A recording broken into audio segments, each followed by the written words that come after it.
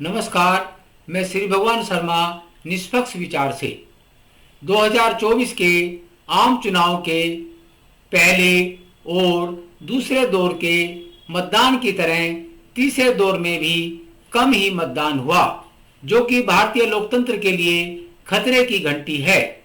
तीसरे चरण में 11 राज्यों की 93 लोकसभा सीटों के लिए 7 मई को हुई वोटिंग चुनाव आयोग के आंकड़ों के अनुसार 64.40% रही। चुनाव आयोग के अनुसार पहले और दूसरे चरण के बाद अब तीसरे चरण में भी वोटिंग 2019 लोकसभा चुनाव में हुई 67% से कम ही है। सबसे कम वोटिंग वाले टॉप राज्यों में महाराष्ट्र, बिहार और गुजरात रहे। महाराष्ट्र में 57.84%, बिहार में 55.55% और गुजरात में 57.13% मतदान हुआ। इसी प्रकार उत्तर प्रदेश में 57.34% रहा। वहीं असम, गोवा, पश्चिमी बंगाल आदि में भी अच्छी वोटिंग हुई। लोकसभा की उत्तर प्रदेश में 80 सीटें हैं, बिहार में 40, गुजरात में 26, राजस्थान में 25, मध्य प्रदेश में 29 व महाराष्ट्र में 48 सीटें हैं। इस प्रकार जहां कम मतदान हुआ उन राज्यों की लोकसभा की सीटें बहुत अधिक हैं। तीसरे चरण की समाप्ति के बाद लोकसभा की कुल 543 सीटों में से 283 सीटों पर मतदान हो चुका है, जो कि आधे से भी अधिक है।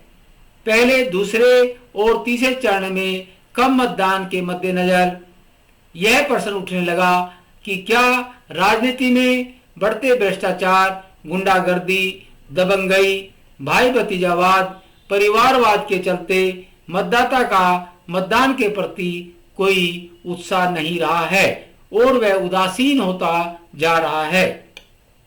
लोगों में यह सोच गहरी हो रही है कि राजनीति में चाहे सत्ता पक्ष हो या विपक्ष लगभग एक जैसे ही हैं, यानी एक ही थैली के चट्टे बट्टे हैं। माना जाता है कि जैसे शिक्षा का प्रचार प्रसार बढ़ता है, यानी कि लोग शिक्षित होते हैं, वैसे वैसे लोकतंत्र में लोगों की भागीदारी बढ़ती है। स्वाधीन भारत के 77 साल पूरे होने पर साक्षरता दर 4 गुना से भी ज्यादा बढ़ चुकी है। 1947 में जब देश आजाद हुआ तब करीब 18% लोग ही शिक्षित थे। आज करीब 3/4 भारतीय शिक्षित हैं। ऐसे में मतदान में भागीदारी काफी बढ़नी चाहिए, लेकिन राजनीति में फैले भ्रष्टाचार के चलते भागीदारी घटती जा रही है। हालांकि कम मतदान के अन्य कारण जैसे लोगों को मोदी की जीत का तय लगना, कार्यकर्ताओं में कम उत्साह होना, गर्मी का मौसम, शादियों का सीजन होना, बिहार, उत्तर प्रदेश आदि राज्यों से मजदूरों का रोजी रोटी के लिए घर से दूर अन्य प्रदेशों में होने के कारण वोट नहीं डाल पाना आदि कारण भी हैं। राजनीति और मतदान के प्रति लोगों में उदासीनता एक दिन में नहीं आई है। आजादी के बाद पंडित जवाहरलाल नेहरू व लाल बहादुर शास्त्री के शासनकाल तक लोगों में राजनीति और राजनीतिकों के प्रति अटूट श्रद्धा और विश्वास था।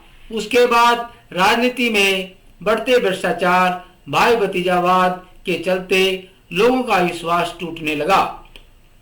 स्वर्गीय श्रीमती इंदिरा गांधी का इलाहाबाद हाई कोर्ट द्वारा चुनाव अवैध घोषित होने के बाद उनके द्वारा देश में इमरजेंसी लगा दी गई। विपक्षी नेताओं को जेलों में डाल दिया गया। इमरजेंसी काल में जबरन नसबंदी आदि से लोगों में डर व दहशत फैल गई। फलस्वरूप लोकतंत्र कमजोर हुआ। श्रीमती इंदिरा गांधी की दुखद हत्या के बाद उनके बेटे राजीव गांधी को सहानुभूति लहर के चलते चुनाव में 400 सीटों से भी अधिक सीटों के साथ अपार सफलता मिली, किंतु उनके शासनकाल में बोफोर्स रिश्वत कांड के चलते उनको 1989 के चुनाव में उन्हीं के सहयोगी वीपी सिंह से हार का सामना करना पड़ा। बोफोर्स रिश्वत कांड के चलते देश के लोगों का राजनीति और राजनीतिकों के ईमानदारी के प्रति शंका व अविश्वास बढ़ा। उसके बाद राजनीति में आए दिन नए नए घोटालों की गूंज सुनाई देती है। अभी चुनाव के दौरान ईडी ने सोमवार को झारखंड के मंत्री और कांग्रेस नेता आलम के पीएस के नौकर व संबंधित ठेकेदार के यहां तलाशी के दौरान 34 करोड़ से ज्यादा बेनामी कैश बरामद किया। उधर कर्नाटक में पूर्व प्रधानमंत्री एचडी देवगौड़ा के पोते, सांसद और विधायक बेटे पर 300 महिलाओं के यौन शोषण का आरोप लगा है। प्रधानमंत्री और उनके सहयोगी अपनी सहयोगी पार्टी के कुकर्तव्य पर मौन धारण किए हुए हैं। इस यौन कांड ने भारतीय राजनीति की साख को तार तार कर दिया है। फलस्वरूप घृणित राजनीति के चलते आम मतदाता चुनाव और राजनीति से विमुख हो रहा है। हालांकि चुनाव आयोग प्रमुख सेलिब्रिटीज के द्वारा प्रचार करके ज्यादा से ज्यादा वोट डालने की अपील कर रहा है। उपराष्ट्रपति से लेकर तमाम बड़े नेता यहां तक कि स्वयं प्रधानमंत्री श्री मोदी भी मतदान को महादान कहकर लोगों से अधिक मतदान करने की अपील कर रहे हैं, किंतु लोगों में राजनीति और मतदान के प्रति तभी रुझान बढ़ेगा जब हमारे राजनीतिक दल चुनाव में किए गए वायदों को पूरा करेंगे। जाति और धर्म की राजनीति छोड़कर विकास और रोजगार की बात करेंगे। वे राजनीति में फैले भ्रष्टाचार, गुंडागर्दी, दबंगई, शराबखोरी, भाई भतीजावाद, परिवारवाद पर लगाम लगाएंगे। अगर हमारे राजनेता समय पर नहीं चेते तो हमारे लोकतंत्र छिन्न भिन्न हो जाएगा। धन्यवाद। श्री भगवान शर्मा।